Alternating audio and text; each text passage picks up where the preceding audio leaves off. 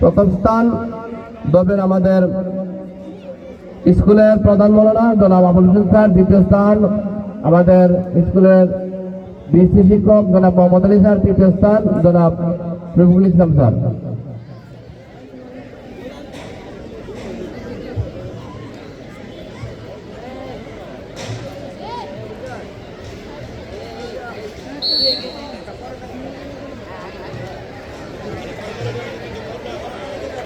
আমরা সবাই করতালির মাধ্যমে উৎসাহিত করি, সবাই করতালির মাধ্যমে উৎসাহিত করি।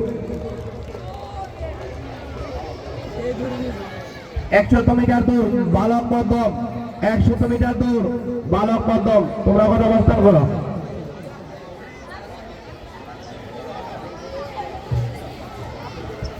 বালক ছোট প্রথম স্থান রাফি, দ্বিতীয় স্থান রাফি, তৃতীয় স্থান আদনান।